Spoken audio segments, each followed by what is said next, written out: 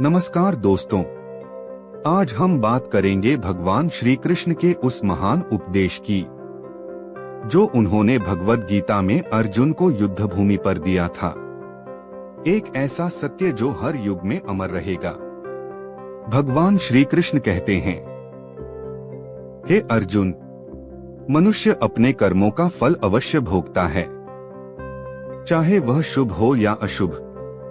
कोई भी शक्ति उस फल को टाल नहीं सकती। दोस्तों, ये वचन सिर्फ अर्जुन के लिए नहीं थे, ये हम सबके जीवन के लिए हैं। हम जैसा कर्म करते हैं वैसा ही फल हमें मिलता है। आज नहीं तो कल, इस जन्म में नहीं तो अगले जन्म में। कहा गया है, बोए पेड़ बबूल का तो आम कहां से खाए।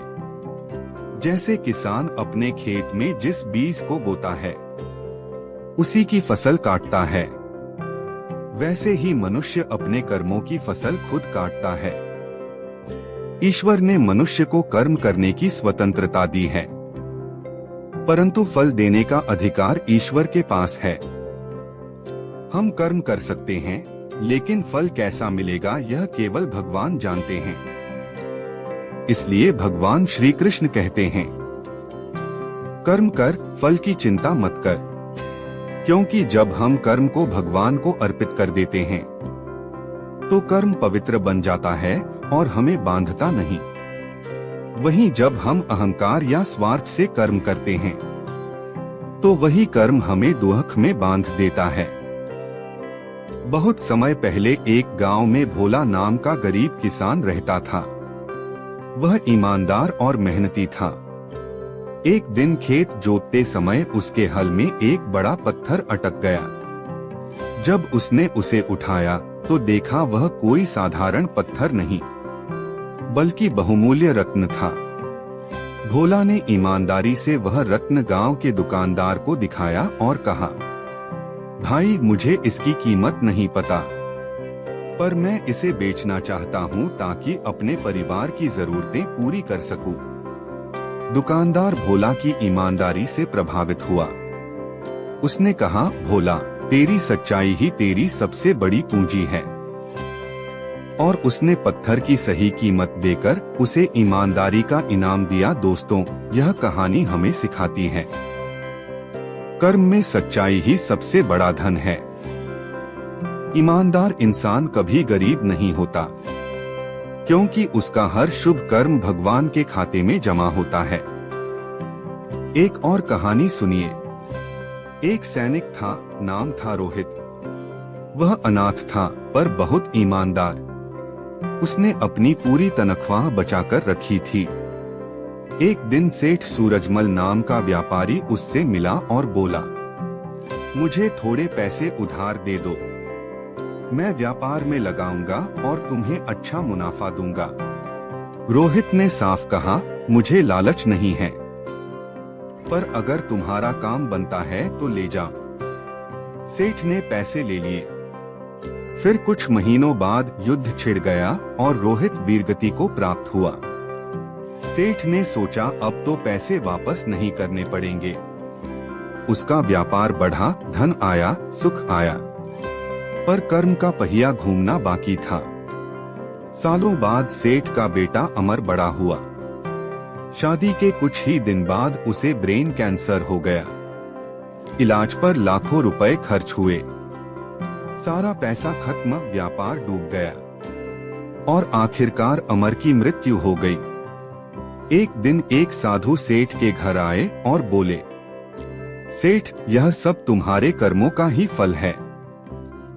जिस सैनिक के पैसे तुमने लौटाए नहीं, वही आत्मा आज तुम्हारे पुत्र के रूप में आई थी, अपना हिसाब बराबर करने। सेठ सन्न रह गया। साधु ने आगे कहा, तुमने जो धन उसके साथ अन्याय करके कमाया, वह धन तुम्हें कभी सुख नहीं दे सकता था। दोस्तों, यही कर्म का नियम है। आपके कर्म आपके पास लौटकर आते हैं।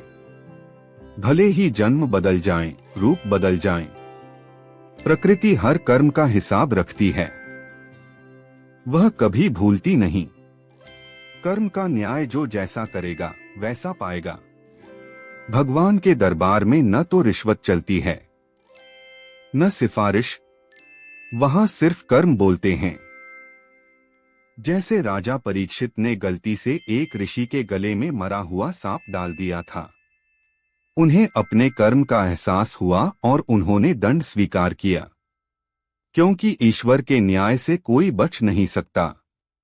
इसीलिए कहा गया है, ऊपर वाले की लाठी में आवाज नहीं होती, पर जब पड़ती है तो सब कुछ हिला देती है।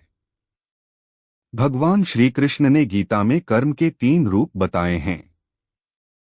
क्रियमाण कर्म जो हम रोज करते हैं, जैसे बोलना, चलना, काम करना, सोचने तक की क्रिया।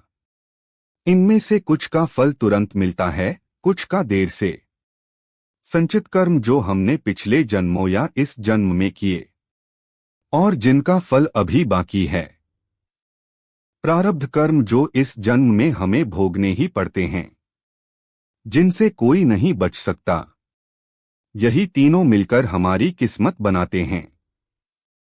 भगवान श्री कृष्ण कहते हैं, मनुष्य का वर्तमान उसके पुराने कर्मों का फल है और आज के कर्म उसका भविष्य तय करते हैं। दोस्तों, जीवन में चाहे जैसी भी स्थिति आए, कभी किसी का बुरा मत करो, क्योंकि बुरा करने वाला हमेशा डर में जीता है। अच्छा करने वाला चाहे कठिनाइयों में भी हो, पर उसके मन में सुकून होता है। जो कर्म भगवान को समर्पित कर देता है, वह बंधन से मुक्त हो जाता है। और यही जीवन का सबसे बड़ा धर्म है, सत्य, सेवा और सत्कर्म। दोस्तों, कर्म का फल मिलने में समय लग सकता है, पर वह मिलता जरूर है। इसलिए हर दिन अच्छे कर्म करें, किसी के साथ छल या धोखा न करें। याद रखिए, आपके कर्म ही आपकी पहचान है। प्रकृति हिसाब रखती है, ईश्वर न्याय करते हैं।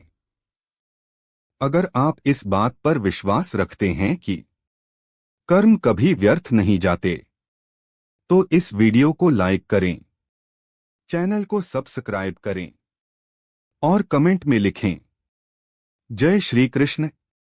सीख है, मनुष्य अपने कर्मों का स्वामी है। जैसा कर्म करेगा वैसा ही फल पाएगा।